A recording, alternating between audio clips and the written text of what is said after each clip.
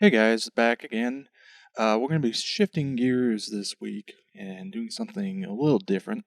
And we're going back to looking at Star Wars kits. This time it is the Revell 1/48 scale TieFighter. Now, a bit of history on this kit. This particular kit initially started life as a fine molds kit.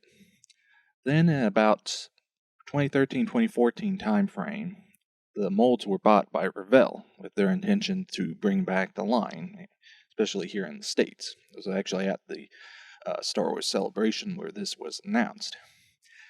However, about less than a year later or so, I guess Bandai got some sort of exclusivity deal to do Star Wars kits for Disney, and that basically killed this line. However, I was able to pick up a couple of these kits, and today we're going to be looking at the TieFighter. So let's open her on up and take a look.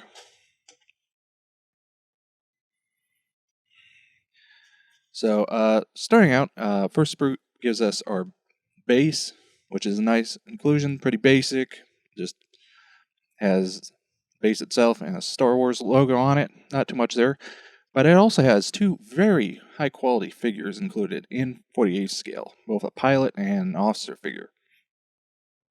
While the pilot figure definitely see getting used, the officer figure is a bit of an odd inclusion, but could definitely see possibilities using it in some form of diorama, especially if you either can find stormtroopers in 48 scale or find an option to 3D print them. But both, the quality on figures is fantastic. Hopefully this will focus and show up on camera. But yeah, I mean, just the casting on them both is superb. Even on the pilot figure's backside, which you'd think wouldn't get seen, they even did full detail there, so that's a nice plus. Moving on, we've got the main cockpit assemblies. Most of this is detailed with decals. We'll show in a little bit. And most of this sprue is spent on building up the ball section of the TieFighter. Overall, the surface detailing on all the parts is very top-notch. Lots of little details all over, especially see here in the front. And nicely laid out in a subdivision of parts. Moving on, we've got our solar panels. Not a lot to say here. There is some fine surface detailing. Again, not sure how well this will show up on camera. But overall, nice detailed. Now, this kit does not have a lot of parts, but again, the detailing is superb. Here you can see on the support struts for the pile, for the solar panels. Again, a lot of little detailing. I mean, this will look fantastic once you've got painted up and laid down a nice little wash. Now, obviously, without having equivalent Bandai to compare it to, cannot say which is potentially better. Ultimately, that's when check reference photos against the studio models, and you can make the judgment call on your own. Hopefully, eventually, we'll look at the equivalent Bandai somewhere down the road. Last up, we've got our clear parts. Not a whole lot I really need to say here. Pretty standard, and a little disappointed they only give us these and don't give us the rear window, but it is what it is.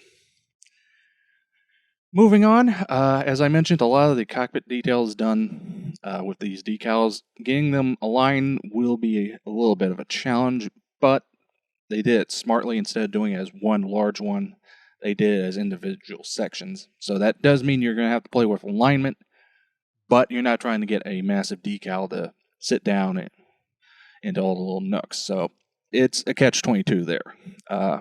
Additionally, we've got a couple other odds and ends details for around the aircraft and on the pilot figure as well. So overall, nicely done. Colors are in good register.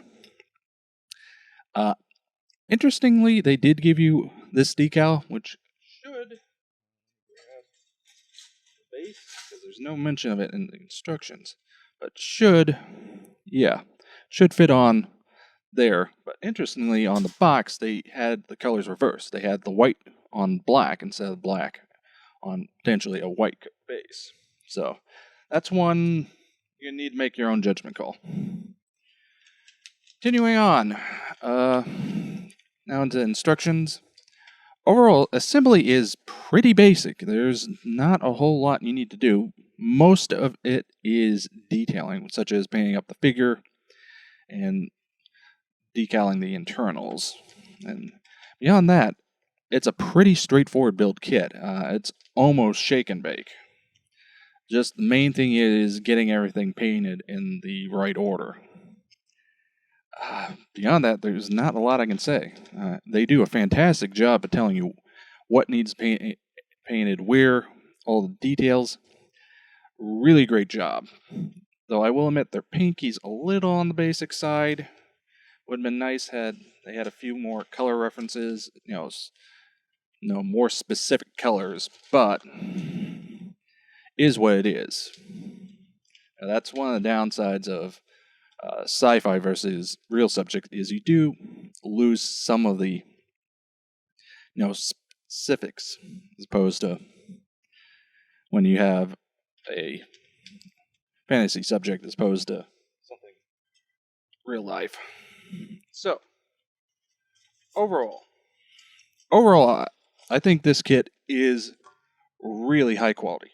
Fine Molts and Revell did a really good job with this.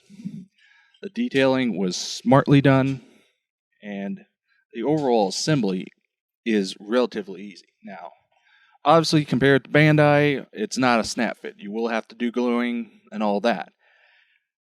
But overall, I'd say it's a good starter kit. Good move up from the snap fitting type kits.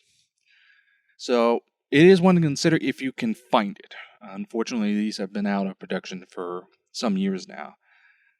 In fact, actually, I do believe I picked this up because my sister works at Disneyland, picked it up from their company store for not too much, but again, if you can find them, they're worth the money.